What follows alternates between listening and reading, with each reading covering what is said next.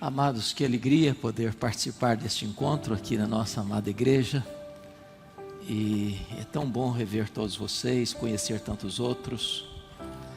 E falar depois do reverendo Emerson não é fácil. Desde que convivi com ele no seminário, nós fomos contemporâneos durante 2 anos. Ele se formou 2 anos na minha frente. E já no seminário ele demonstrava esse perfil de mestre, estudioso. E é muito bom poder ouvir uma exposição, embora não fosse uma exposição de um texto, mas de um tema de maneira tão clara, tão eloquente, tão lúcida, tão profunda. Louvado seja Deus. Hoje eu quero partilhar com você ainda sobre esse assunto, e eu quero ler com você o texto de Lucas capítulo 4, versos 16 a 30. Abra, por favor, sua Bíblia comigo. Lucas 4,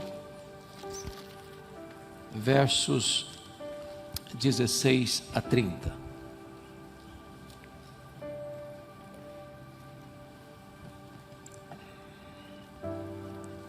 Está escrito: indo para Nazaré, onde fora criado, entrou num sábado na sinagoga, segundo seu costume, e levantou-se para ler. Então lhe deram um livro do profeta Isaías, e abrindo o livro achou o lugar onde estava escrito: Espírito do Senhor está sobre mim, pelo que me ungiu para evangelizar os pobres, enviou-me para proclamar libertação aos cativos e restauração da vista aos cegos, para pôr em liberdade os oprimidos e apregoar o ano aceitável do Senhor. Tendo fechado o livro, devolveu-o ao assistente e sentou-se. E todos na sinagoga tinham os olhos fitos nele. Então passou Jesus a dizer-lhes: hoje se cumpriu a escritura que acabais de ouvir. Todos lhe davam testemunho e se maravilhavam das palavras de graça que lhe saíam dos lábios e perguntavam: não é este o filho de José? Disse-lhes Jesus: sem dúvida citar-me-eis este provérbio: médico, cura-te a ti mesmo. Tudo o que ouvimos ter se dado em Cafarnaum, faz-o também aqui na tua terra. E prosseguiu: de fato vos afirmo que nenhum profeta é bem recebido na sua própria terra. Na verdade vos digo que muitas viúvas havia em Israel no tempo de Elias, quando o céu se fechou por 3 anos e 6 meses, reinando grande fome em toda a terra. E a nenhuma delas foi Elias enviado, senão a uma viúva de Sarepta de Sidom. Havia também muitos leprosos em Israel nos dias do profeta Eliseu, e nenhum deles foi purificado, senão Naamã o Ciro. Todos na sinagoga, ouvindo essas coisas, se encheram de ira, e levantando-se, expulsaram-no da cidade, e o levaram até o cume do monte, sobre o qual estava edificada, para de lá o precipitarem abaixo. Jesus, porém, passando por entre eles, retirou-se. Eu quero tratar sobre a centralidade do reino de Deus. Não é propriamente uma exposição desse texto, mas vou usar também esse texto.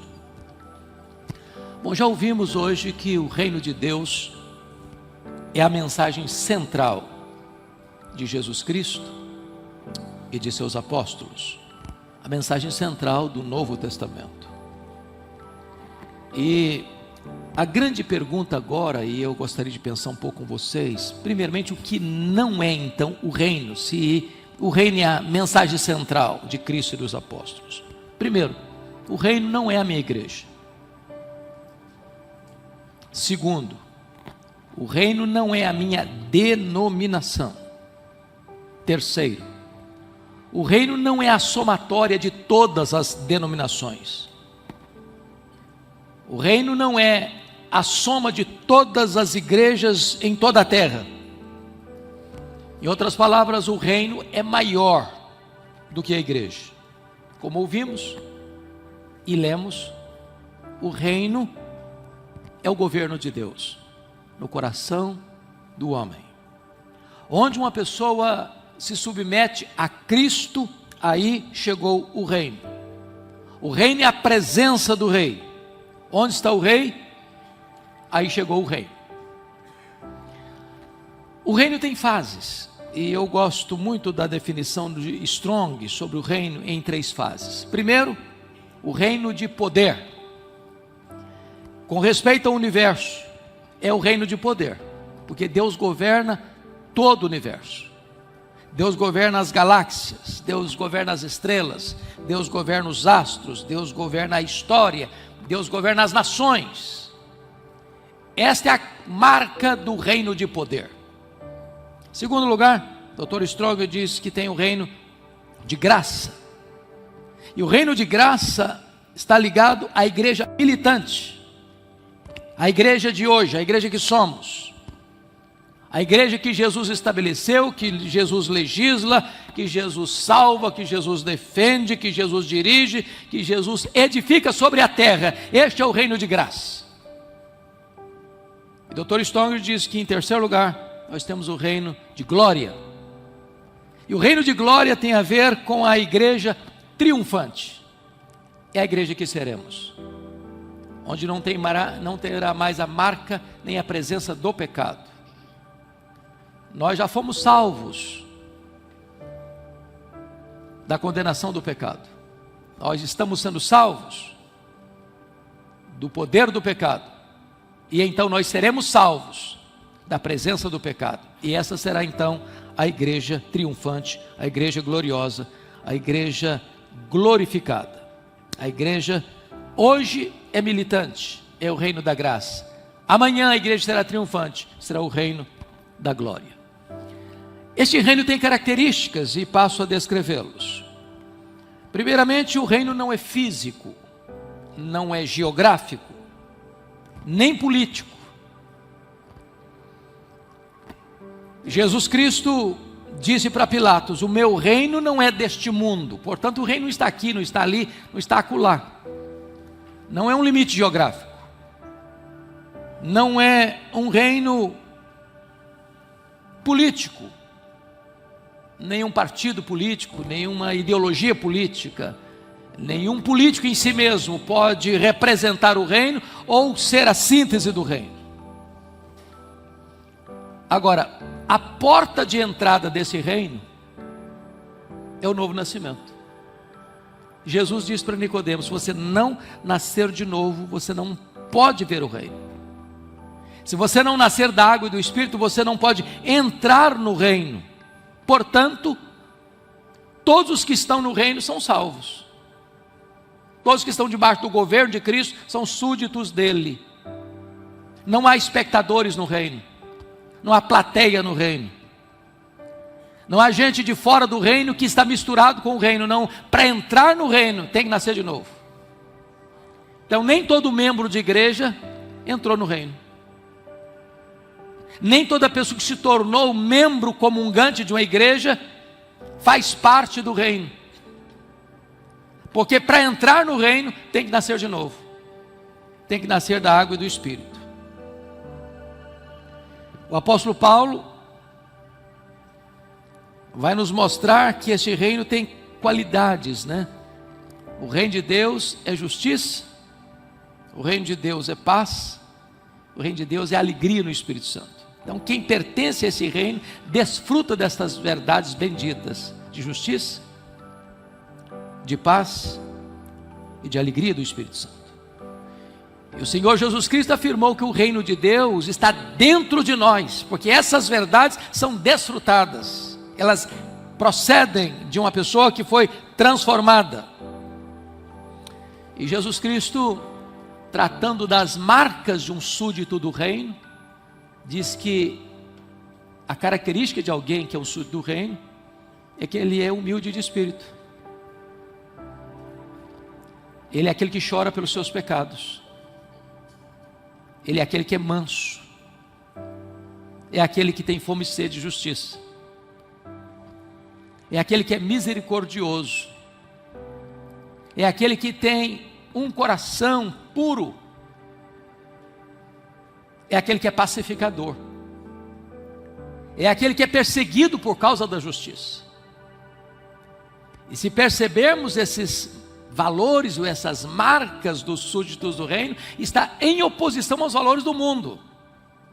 Porque o mundo aplaude o soberbo, o altivo, o arrogante, o nariz empinado. O mundo aplaude os que rasgam a cara em ruidosas gargalhadas nos happy hours da vida. O mundo aplaude os que prevalecem pela força, os poderosos. O mundo aplaude aqueles que fazem propaganda das suas aventuras no pecado. O reino aplaude, o mundo aplaude aqueles que se enriquecem e às vezes surrupiando os bens alheios. O mundo aplaude aqueles que provocam contendas e guerras, mas o reino de Deus é marcado por gente diferente. Gente diferente. Desta maneira, o reino de Deus, diz o Dr. Donald Crable, é um reino de ponta cabeça, porque ele valoriza o que o mundo reprova e rejeita, e ele aplaude aquilo que o mundo não gosta, e ele aprova aquilo que o mundo rejeita. No reino de Deus, diz a Bíblia, o maior é o menor. Quem quiser ser o mais importante vai ser servo de todos. A pirâmide está invertida. No reino de Deus, quem quiser ser o primeiro da fila vai ter que servir a todos. No reino de Deus, os que estão no topo da pirâmide deslizam para a base da pirâmide, e os que estão na base ascendem ao topo. Se você olha, por exemplo, o Cântico de Maria, ela retrata essa realidade de uma maneira incrível.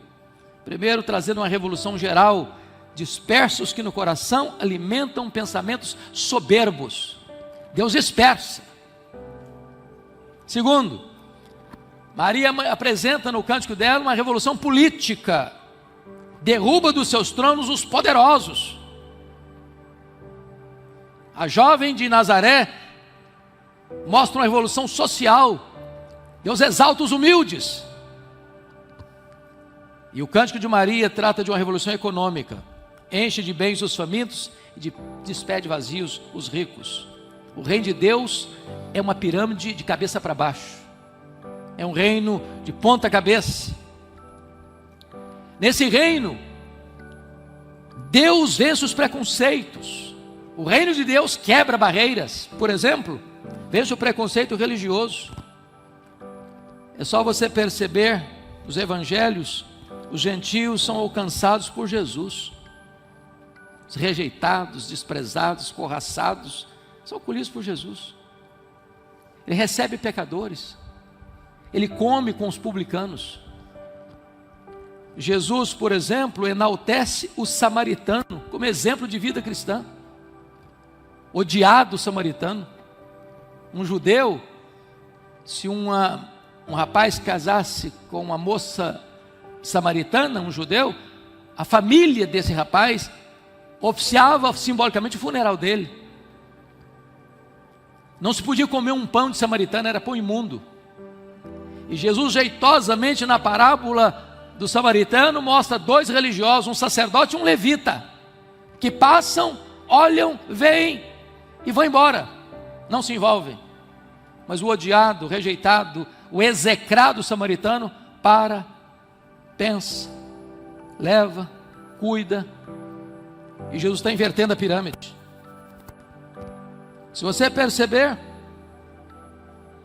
o Senhor Jesus Cristo vai mostrar que a proscrita mulher samaritana já tinha passado por 5 divórcios, agora estava morando com um homem que não era marido dela. É transformada. E transformada numa mensageira da mensagem de Cristo, a ponto do testemunho dela levar uma cidade ao Senhor e haver tantas conversões. O reino de Deus vence o preconceito político e ideológico. Para você ter uma ideia, Jesus chama para ser apóstolo quem? Um Mateus, funcionário do sistema, um homem que tinha um trabalho terceirizado pelo Império Romano, gente odiada na classe religiosa de Israel, e chama também um Simão Zelote, que defendia pegar em armas para lutar contra o Império Romano. Jesus pega duas pessoas tão diferentes, ideologicamente falando, e bota os dois no grupo apostólico. O reino de Deus vence o preconceito social e moral. Jesus pega uma mulher de quem expelira 7 demônios E essa mulher vai ser a líder daquelas, porque é o primeiro nome da lista. Como bom presbiteriano, a gente sabe que o primeiro da lista é o relator da comissão. Ela lidera a lista das mulheres que patrocinaram o ministério itinerante de Jesus. A primeira testemunha da ressurreição de Jesus. A primeira proclamadora da maior e gloriosa mensagem da ressurreição de Jesus. No reino de Deus, Jesus transforma um homem tomado por uma legião de demônios, 6.000 demônios, louco. Cura-o, liberta-o, transforma-o e o envia como missionário à sua terra. No reino de Deus, Jesus chama rudes pescadores e com eles transforma o mundo. No reino de Deus, Jesus pega o maior perseguidor do evangelho, Saulo de Tarso, e faz dele o maior missionário da igreja, apóstolo Paulo. Esse é o poder transformador do evangelho. Essa é a revolução do reino de Deus. Mas ainda o reino de Deus, diz a Bíblia, deve ser a maior aspiração nossa. Como foi dito aqui, quando você encontra uma pérola de grande valor, você dispensa tudo mais para adquirir esse tesouro. Significa que de todas as prioridades da vida, Jesus é a maior prioridade.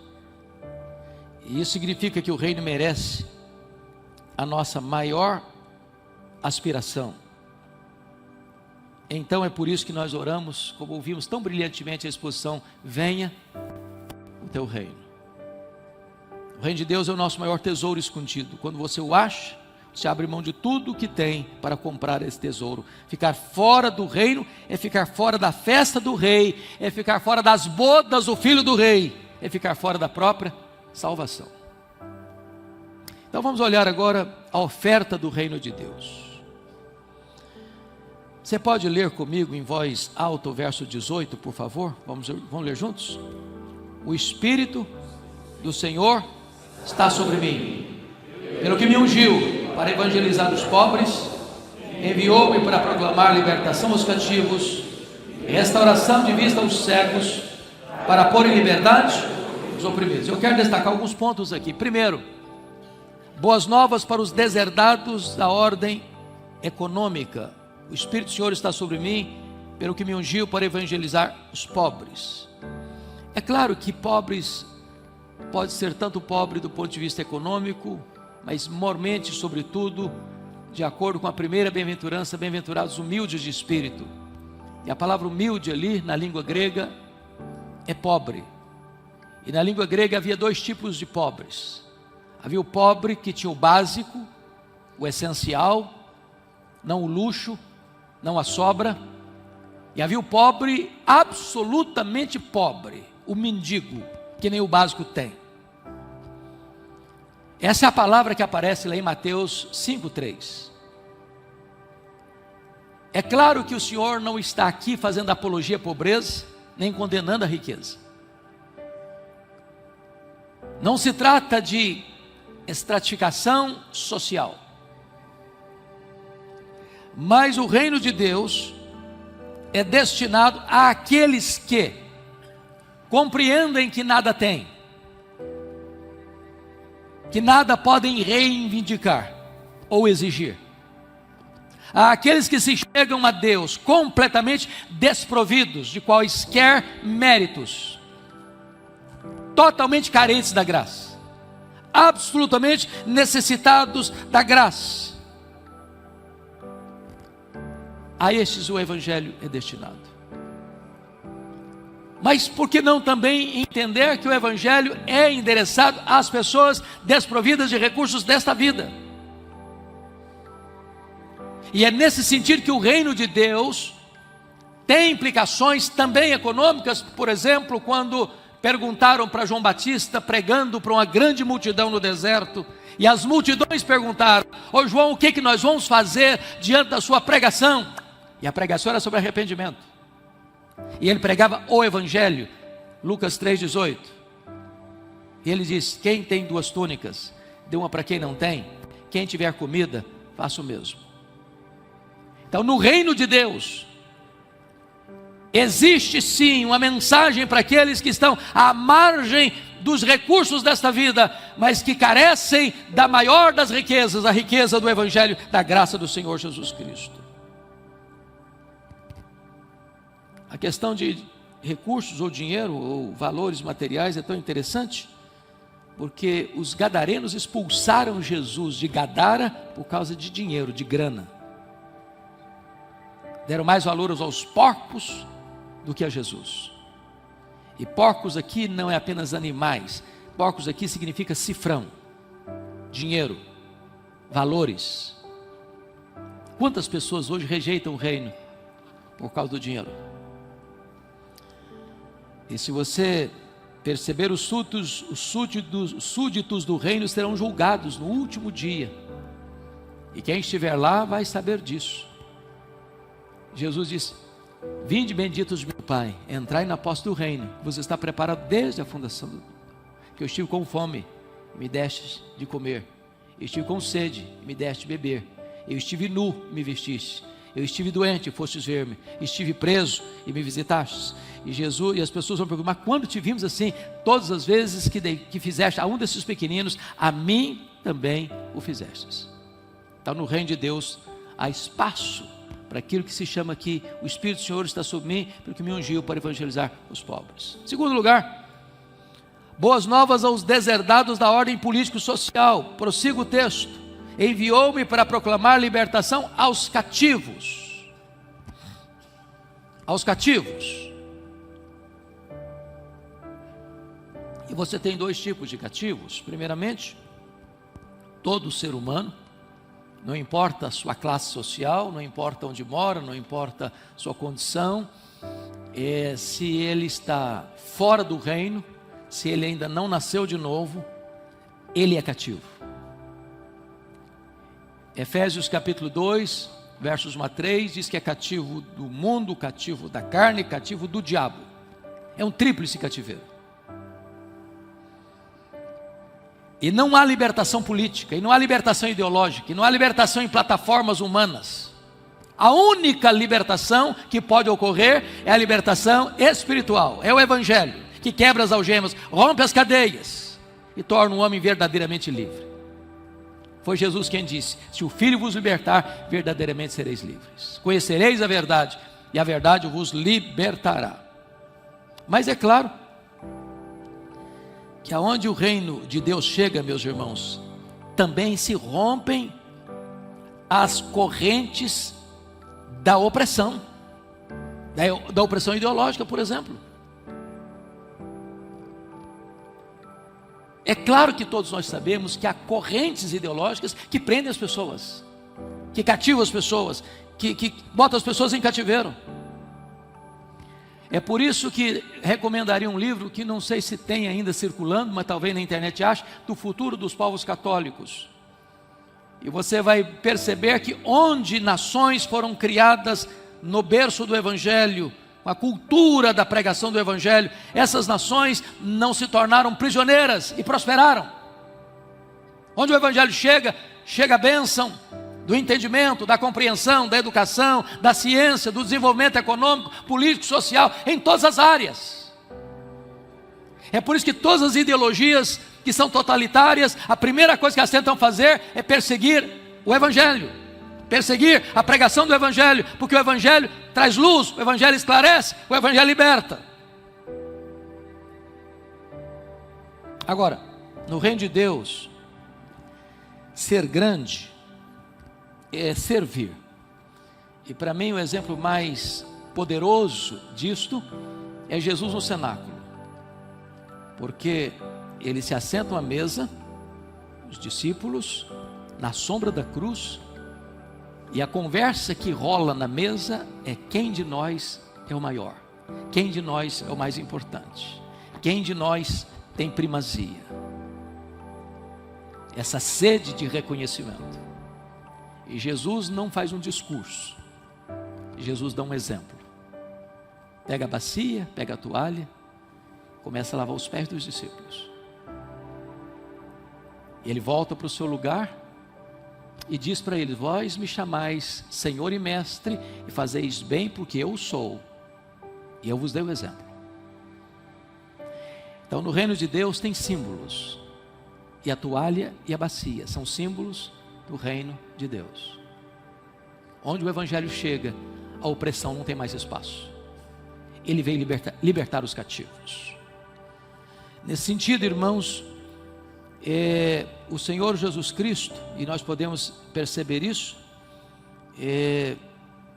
Ele vai libertar as pessoas, Ele vai quebrar as algemas, Ele vai romper as peias, e as pessoas vão saindo desse mar de escuridão, de opressão.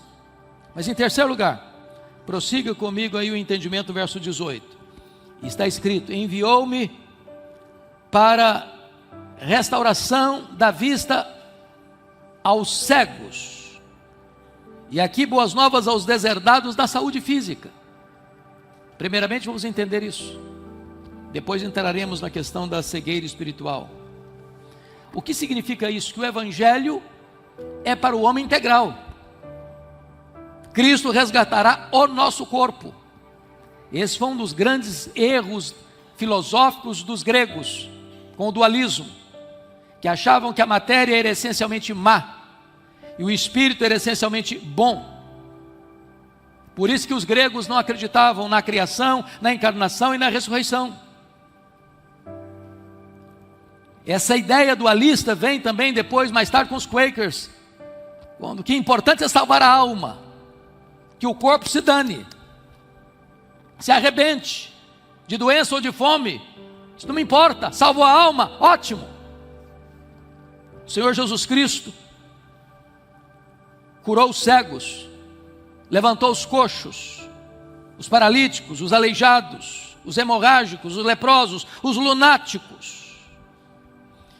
E é por isso que a igreja, fruto da obra do entendimento do reino, foi uma grande plataforma do braço da misericórdia de Deus. Por exemplo, hospitais, creches, escolas, leprosários, fruto de quê? Do cristianismo, que entendeu a responsabilidade libertária do reino de Deus.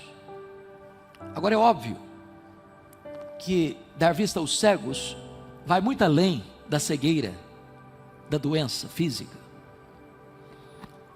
O apóstolo Paulo, escrevendo a sua segunda carta aos Coríntios, capítulo 4, verso 4, diz que o diabo cegou o entendimento dos incrédulos. A Bíblia diz que o reino de Satanás, ou é chamado de reino das trevas, o homem, por mais culto que seja, por mais aspergido pelo conhecimento, pela luz da ciência, se ele não está no reino, se ele não nasceu de novo, ele está num berço de trevas.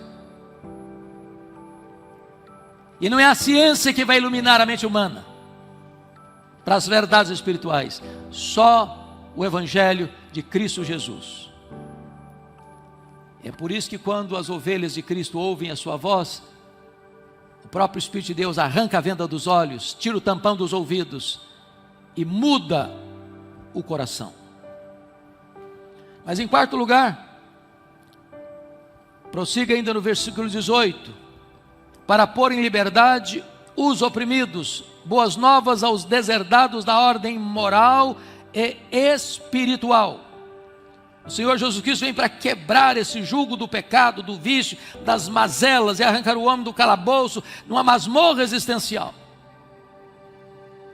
E por que não dizer, irmãos, a gravidade da escravidão que existe hoje? Por exemplo, do álcool. O Brasil é o maior consumidor de cachaça do mundo. O alcoolismo hoje é responsável por 50% das mortes passionais, dos acidentes de trânsito. Escravos do álcool. Uma nação que vê sua juventude, e não só sua juventude, mas pessoas de todas as faixas etárias rumando para as drogas mais pesadas. E ainda aprovando-se leis para que se torne mais fácil. Parece que desconhecendo a gravidade medonha das consequências das drogas, que escravizam, que matam, que oprimem. O homem está cativo. prisioneiro do mundo, da carne, do diabo. É só quando o reino de Deus chega uma nova vida, chega a libertação, chega a redenção, e o homem se torna então nova criatura, tudo se faz novo. As correntes caem, a libertação chega. Mas notem a dinâmica deste reino, porque o verso 19 vai dizer: e apregoava o ano aceitável do Senhor. A dinâmica desse reino, meus irmãos, é que esse reino não é imposto à força. Os reinos políticos dos impérios do passado, seja o egípcio, seja o assírio, seja o babilônico, seja o medo-persa, seja o grego, seja o romano, seja os países totalitários ainda hoje, tudo isso é feito à força da baioneta, da espada. Mas o reino de Deus não é implantado à força, não é pela guerra, não é pelas armas, não é pelo derramamento de sangue, mas é pelo Espírito Santo de Deus. Lenin disse o seguinte: os grandes problemas na vida das nações só podem ser solucionados com a força. Mas Deus diz: não por força, nem por poder, mas pelo meu Espírito, diz o Senhor dos Exércitos. É a libertação pelo constrangimento do amor. Aliás, para mim um dos textos mais belos da Bíblia sobre isso, do prevalecimento do reino de Deus, está lá em Daniel capítulo 2, daquela grande estátua que Nabucodonosor fabricou, cabeça de ouro, os braços de prata, o ventre de bronze, as pernas de ferro e os dedos de ferro e barro. E o que representava essa grande imagem, essa grande estátua? Os grandes impérios do mundo. A cabeça de ouro representava a grande Babilônia. Os braços representavam os dois impérios que se uniram, o Império Medo, Império Persa, Império Medo-Persa. O ventre de bronze representava o grande, poderoso e rápido Império Greco-Macedônio. As pernas de ferro representavam o poderoso, truculento Império Romano. Os pés de ferro e barro representavam o poder desse império e ao mesmo tempo a vulnerabilidade desse império. E está escrito lá que uma pedra não lavrada por mãos bate nesta estátua nos pés e toda a estátua vira pó. E essa pedra vai crescendo e enchendo toda a terra, e esta pedra é o reino de Deus. Os reinos deste mundo passarão, mas o reino de Cristo crescerá e dominará de mar a mar. E o conhecimento do Senhor tornar-se-á conhecido como as águas cobrem o mar. E Apocalipse 11:15 diz: o reino do mundo se tornou de nosso Senhor e do seu Cristo, e ele reinará pelos séculos dos séculos. Louvado seja Deus. Então, como ouvimos tão brilhantemente, devemos orar: venha o teu reino, venha o teu reino. E toda vez que você prega o Evangelho e vê uma pessoa rendendo-se a Cristo, está chegando o reino, está entrando o governo do rei. Não, você verá jamais esse reino sendo implantado por quaisquer filosofias humanas ou ideologias políticas. Irmãos, a esperança do mundo não está na economia, a esperança do mundo não está na política, a esperança do mundo não está neste ou naquele partido político, a esperança do mundo não está neste ou naquele candidato, a esperança do mundo está em Jesus. Ele é a nossa esperança, Ele é o Rei e nele está o reino, e só a partir dele, só através dele que poderá existir transformação. Mas me permita ainda abordar sobre os herdeiros do reino de Deus. Veja comigo, versículo 20: tendo fechado o livro, devolveu ao assistente e sentou-se, e todos na sinagoga tinham os olhos fitos nele. Verso 22: Todos lhe davam testemunho, se maravilhavam das palavras de graça que lhe saíam dos lábios. E perguntavam: não é este o filho de José? Eu acho curioso, porque, notem vocês, Maria morava em Nazaré com José. Aí ela recebe a visita do anjo, de que ela vai ser mãe do Salvador. Mas a profecia de Miqueias mostrava que o Messias tinha que nascer lá em Belém. Nazaré está lá em cima na Galileia, lá em cima no mapa, lá no norte. Belém está lá do lado de Jerusalém, lá no sul. Praticamente 200 quilômetros. Não tinha carro, não tinha transporte público. E Deus move o mundo para que haja um decreto, para que cada um fosse recensear na sua terra. E José tem que sair com Maria, lá de Nazaré, e lá para Belém. Nasce Jesus em Belém. Por ali ele fica, até a idade dos seus 2 anos. Herodes quer matá-lo. E eles fogem com o menino, por orientação divina, para o Egito. Recebe a notícia de que Herodes morreu, porque os poderosos desse mundo morrem também. Só o Senhor Jesus nunca vai ser apiado do trono. E quando eles estão retornando para sua terra, sabem que Arquelau, filho de Herodes, está governando, e ele é pior que o pai. Por divina advertência, eles não ficam ali, voltam para Nazaré, onde Maria cresceu, onde o anjo visitou. E ali Jesus cresceu. Sabedoria, estatura e graça diante de Deus e dos homens. A Bíblia não diz, mas possivelmente o seu pai, que era carpinteiro, José, vem a morrer e ele se torna o carpinteiro da cidade. Quando eu falo cidade, não estou falando de uma grande Vitória, estou falando de uma vilazinha. Todo mundo conhece todo mundo. E agora esse carpinteiro de Nazaré, com 30 anos de idade, vai ao Jordão. É batizado por João Batista. O Espírito Santo leva ao deserto, 40 dias sendo tentado. Ele vence o diabo. E agora diz a Bíblia que, cheio do Espírito Santo, ele retorna do deserto para Nazaré. E cheio do Espírito Santo, ele entra na sinagoga de Nazaré. O dirigente da sinagoga, o chefe da sinagoga, é que tem o livro na mão, o rolo do livro na mão, e ele então pede esse rolo e abre no profeta Isaías. E lê o texto que lemos: o Espírito do Senhor Deus está sobre mim, pelo que me ungiu, para pregar, para curar, para libertar. Terminou de ler, fechou o livro, se assentou. Todo mundo impressionado. E a pergunta é: vem cá, esse camarada aí não é o filho de José? Não é ele? É o carpinteiro, todo mundo conhece. Aí Jesus, 22.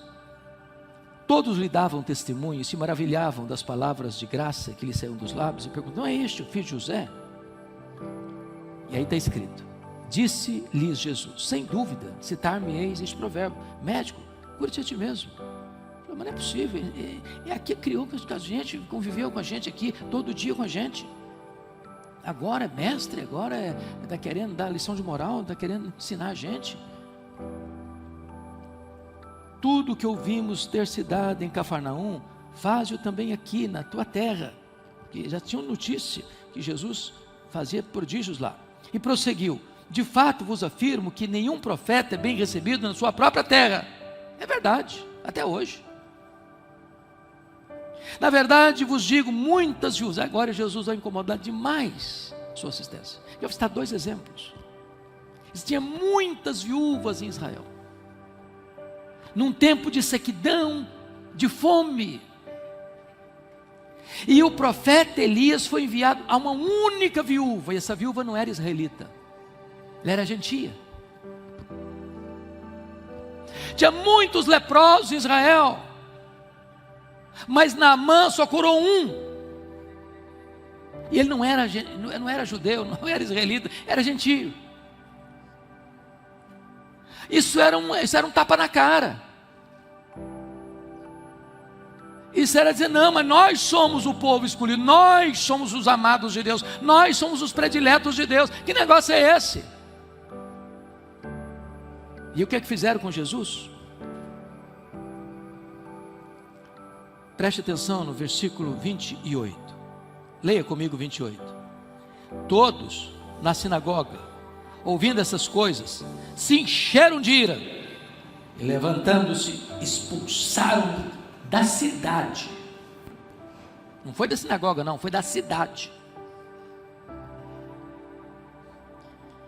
E o levaram até o cume do monte, sobre o qual estava edificada, para de lá o precipitar abaixo. Bom, alguns que já foram a Israel lembram-se de uma espécie de um grande monte, onde você olha e é mesmo um grande abismo. Se jogar de lá de cima, não tem esperança de sobrevivência. Tentaram matá-lo. E está escrito, preste atenção, versículo 30, leia o 30 comigo. Jesus, porém, passando por entre eles, retirou-os. O que Jesus quis dizer é que o reino de Deus, ele rompe as barreiras étnicas, raciais, as barreiras religiosas. O reino de Deus não era apenas destinado à nação de Israel, mas ao mundo todo, às nações todas. É por isso que Elias é endereçado a uma viúva gentia e que Eliseu cura um leproso gentio. O evangelho é para os povos, para as nações. O fato de os nazarenos terem rejeitado a Jesus não significa que eles impediram o reino de Deus avançar, porque o texto diz que o rei retirou-se. Você pode até rejeitar Jesus, mas você não pode impedir que o reino de Deus avance. Então vejamos a vitória absoluta do reino de Deus, conforme o verso 30. Jesus, passando por entre eles, retirou-os. Não puderam deter Jesus. Podemos até rejeitar, detê-lo jamais. O rei avança, o reino é vitorioso. E quando eu leio a Bíblia, eu vejo Herodes tentando matar Jesus quando criança, não conseguiu. Eu vejo o diabo usando várias fontes e pessoas para desviá-lo do seu propósito de ir para a cruz, porque lá seria o nosso êxodo, não conseguiram. Por 2 vezes as multidões quiseram fazê-lo rei, uma de forma explícita em João 6, outra de forma implícita em Lucas 9, 43 e 44. Não conseguiram. Os religiosos da época acusaram Jesus de blasfemo, de impostor, de endemoniado. Não conseguiram pará-lo. Os sacerdotes, por inveja, se mancomunaram com os herodianos para matá-lo. Não conseguiram detê-lo. Na verdade, os homens quiseram detê-lo pregando na cruz. Mas foi exatamente na cruz que ele abriu as portas do reino para você e para mim. Louvado seja Deus. Jesus termina de ler e diz: hoje se cumpriu essa escritura. Em Jesus o programa começou. Ele é o reino presente. Quando Jesus governa a sua vida, começa o reino. Mas você vai orar: venha o teu reino. E hoje você, súdito do reino, filho do reino, vive dentro desse reino, e o reino vive dentro de você. Eu espero, irmãos, que esta mensagem do reino enche o seu coração de alegria e de gozo. Porque aqui lutamos, aqui choramos, aqui sangramos, aqui gememos. Aqui há muitos inimigos, muitas dificuldades. Importa que entremos nesse reino por meio de muitas tribulações dos apóstolos Paulo. Mas haverá um dia em que nós ouviremos o rei dirigir-se a nós dizendo: vinde, benditos de meu Pai, entrem na posse do reino, que você está preparado desde a fundação do mundo. E então não vai ter mais choro, não vai ter mais lágrima, não vai ter mais dor, não vai ter mais luto, porque o reino de graça transformar-se-á no reino de glória, e nós estaremos para sempre com o Senhor, que os reinos do mundo serão do Senhor e do seu Cristo. Que Deus nos abençoe. Amém.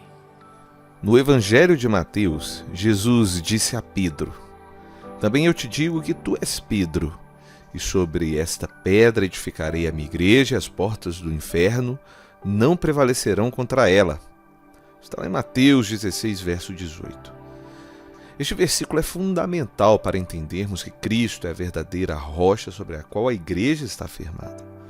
A igreja não é sustentada por líderes comuns, edifícios ou rituais, mas pelo poder de Jesus, que é a pedra angular, a base sólida e imutável.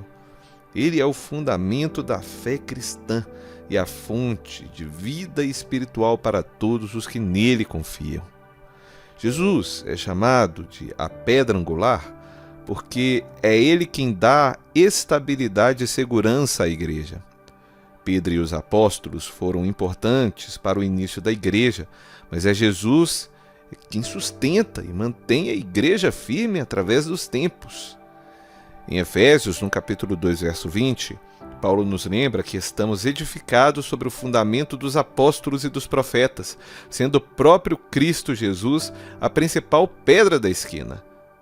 Ele é a fundação que suporta todas as coisas, e é por isso que, quando enfrentamos tempestades na vida, podemos confiar que não seremos abalados, pois estamos construídos sobre uma rocha firme. Quando reconhecemos Jesus como a fundação da igreja, também somos chamados a viver em unidade com nossos irmãos, pois todos compartilhamos o mesmo fundamento. Em 1 Coríntios, no capítulo 3, verso 11, Paulo afirma: porque ninguém pode lançar outro fundamento além do que já está posto, o qual é Jesus Cristo. Nossa fé comum nele nos une e nos fortalece. É essa união que faz a igreja prevalecer. Jesus deseja que todos nós façamos parte dessa grande família espiritual onde ele é o centro. Pergunte a si mesmo: eu tenho vivido minha fé com Cristo como base essencial da minha vida? Ou eu estou me apoiando em outras coisas, outras crenças, outros fundamentos que não seja Cristo? Saber que Jesus é a fundação da igreja também exige de nós discernimento espiritual, assim como os discípulos que viram a transfiguração de Jesus e foram ensinados a entender a sua verdadeira essência. Nós também precisamos de um relacionamento próximo e profundo com Cristo. Apenas olhar para milagres e sinais não sustenta a nossa fé. Jesus nos ensina a orar e a buscar intimidade com Ele para que possamos discernir as verdades espirituais. Afinal, Ele nos advertiu sobre os falsos fundamentos e ensinos. Em Mateus 7, 24 e 25, Ele diz: aquele que ouve as minhas palavras e as pratica é semelhante ao homem prudente que edificou a sua casa sobre a rocha. A obediência aos ensinamentos de Jesus é um dos pilares que reforçam a nossa ligação à verdadeira fundação da igreja. Muitas vezes tentamos construir nossa vida em coisas temporárias, vamos dizer assim, materiais, que acabam se desfazendo, mortais, perecíveis. Jesus, porém, nos ensina que aquele que obedece suas palavras e as pratica permanece seguro. Quando seguimos seus ensinamentos eternos e vivemos de acordo com a sua vontade, estamos construindo nossa vida espiritual em um terreno firme e inabalável. Reflita sempre em seu coração se você está realmente seguindo e praticando aquilo que Jesus ensinou, ou se você tem vivido aquilo que outras pessoas que se dizem líderes espirituais têm ensinado e que vai além daquelas palavras que Jesus Cristo proferiu. Ser igreja é muito mais do que apenas frequentar um prédio ou participar de atividades religiosas. Significa ser parte ativa no corpo de Cristo, vivendo uma vida que reflete os valores e os ensinamentos de Jesus. Jesus é a fundação sólida e inabalável da igreja. Ao colocarmos a nossa fé e nossa vida, a nossa esperança sobre Ele, estamos seguros e fortalecidos, unidos em seu amor. Ele nos chama a vivermos em obediência, discernimento e unidade, sabendo que em todos os momentos Ele está sustentando e guiando a sua igreja. Amém? E você gostou desse vídeo? Deixa aí o seu comentário. Se você chegou até aqui e não se inscreveu, não deixe para depois, porque você pode se esquecer. Isso ajuda demais esse canal a crescer e também vai fazer com que você não perca nenhum dos conteúdos que forem postados aqui. Que Deus te abençoe muito. Até breve.